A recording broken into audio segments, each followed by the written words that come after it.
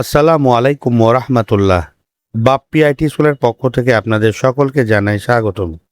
আশা করি আপনারা সকলে ভালো আছেন। আজকে আপনাদের দেখাবো 2025 সালের অষ্টম শ্রেণীর রেজিস্ট্রেশন কার্ড কিভাবে ডাউনলোড করবেন সে বিষয়ে আজকে দেখাবো এ টু জেড।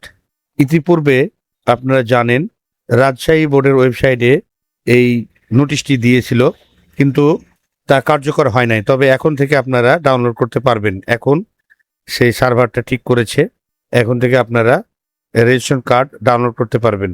তো ভিডিওটি না টেনে সম্পূর্ণ দেখার অনুরোধ রইল। আজকের এই ভিডিওটি আমি করলাম যারা এ বিষয়ে জানেন না তাদের জন্য এই ভিডিওটি দেখাচ্ছি। তো অবশ্যই আপনারা ভিডিওটি দেখবেন, তাহলে এই কাজটি সম্পূর্ণভাবে করতে পারবেন। তো চলুন কথা না বেরিয়ে চলে যাই মূল ভিডিওতে।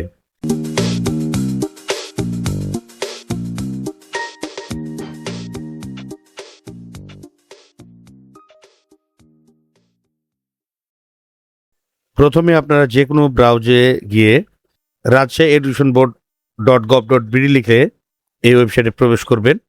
তারপর একটু স্ক্রল করে নিচে নেমে এই যে দেখুন নিবন্ধন লেখা আছে, এই নিবন্ধনে ক্লিক করবেন। নিবন্ধনে ক্লিক করার পরেই দেখবেন এখানে ইয়ার নাম্বার দিতে হবে, তারপরে নবম শ্রেণীর প্রথম পাসওয়ার্ড দিবেন অথবা অষ্টম শ্রেণীর প্রথম পাসওয়ার্ড দিবেন। যদি কোনো কারণে নবম শ্রেণীর প্রথম পাসওয়ার্ড দিয়ে না আসে, সেক্ষেত্রে আপনারা অষ্টম শ্রেণীর প্রথম পাসওয়ার্ড যেটা রয়েছে নিবন্ধনের, সেই প্রথম পাসওয়ার্ডটা এখানে লিখে সাইন ইন করবেন। চলুন, সাইন ইন করলে এই যে আপনার দেখুন ড্যাশবোর্ডে সব তথ্য চলে আসছে। এই যে দেখুন এখানে লেখা আছে রেজিস্ট্রেশন কার্ড, এখানে ক্লিক করবেন।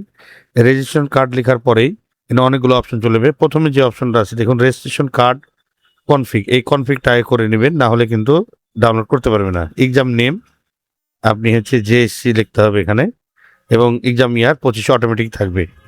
এর আগে ছিল 2024 সালের, এখন 2025 সালে দিয়েছে। তো এই যে এখানে জেএসসি লিখবেন, এক্সাম নেম, এক্সাম ইয়ার হলো 2025 দিয়ে সাবমিট দেবেন।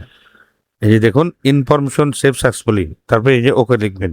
তারপরে চলে যাবেন এখানে, স্ক্রল করে নিচে দেখুন এখানে রেজিস্ট্রেশন কার্ড প্রিন্ট, এখানে ক্লিক করবেন।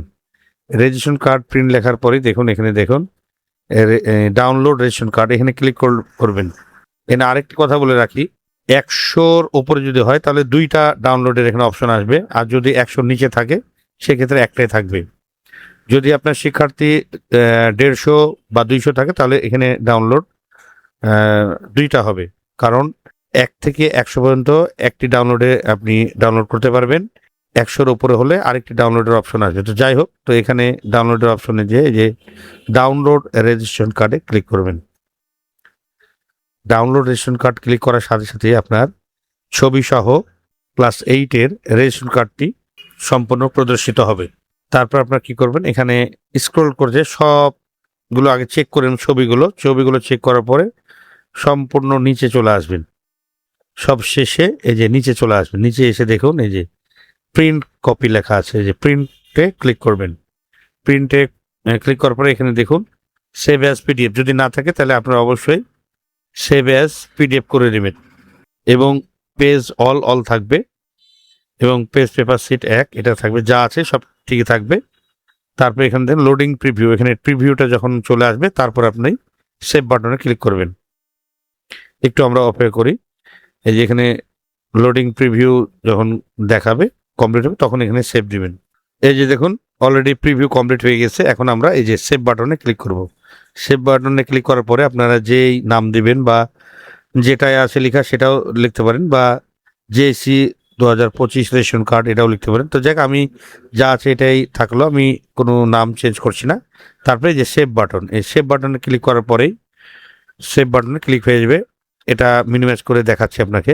এখন দেখুন ডাউনলোড যে অপশন আপনার রয়েছে, এই যে ডাউনলোড, এই ডাউনলোডে চলে এসছে। এই যে দেখুন এইখানে আপনারা ডাউনলোড কমপ্লিট করে ফেলেছেন। এখন আপনারা এটা ক্লিক করে ওপেন করে অফ হোয়াইট A4 সাইজ পেপারে আপনারা এটা প্রিন্ট দিয়ে নেবেন।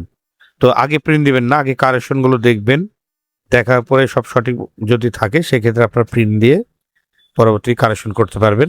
তো এইভাবে আপনি 2025 সালের জেএসসি রেজিস্ট্রেশন কার্ড ডাউনলোড করতে পারবেন। তো এইভাবে আপনি কাজ করলে আশা করি কোনো প্রবলেম হবে না। আর সার্ভারের কারণে হয়তোবা মাঝে মাঝে ত্রুটি হতে পারে, সেক্ষেত্রে আপনারা চিন্তার কোনো কারণ নেই। যদি দেখবেন হচ্ছে না, আপনি কিছুক্ষণ পরে আবার ট্রাই করবেন, তাহলে ইনশাল্লাহ হবে। এই ভিডিও দেখে কোনো প্রশ্ন থাকলে অবশ্যই কমেন্টে জানাবেন। আর আজকের এই ভিডিওটি শুধুমাত্র ডেমো পারপাসে দেখালাম। আমার এই ভিডিওটি কে কোথা থেকে দেখছেন অবশ্যই কমেন্টে জানাবেন। ভিডিওটি আর দীর্ঘতে করলাম না। আমার চ্যানেলটি যারা নতুন দেখছেন তারা অবশ্যই চ্যানেলটি সাবস্ক্রাইব করে রাখবেন এবং পাশে থাকা বেল আইকন অল ক্লিক করে তথ্য প্রযুক্তির প্রথম নজরের সাথে থাকবেন। আবার কোনো নতুন ভিডিও নিয়ে আপনাদের মাঝে শেয়ার করব। ততক্ষণ পর্যন্ত ভালো থাকুন, সুস্থ থাকুন। আল্লাহ হাফেজ। এই ধরনের নতুন নতুন ভিডিও পেতে চ্যানেলটি সাবস্ক্রাইব করে রাখুন, লাইক করুন, কমেন্ট করুন এবং বন্ধুদের সাথে শেয়ার করে রাখুন।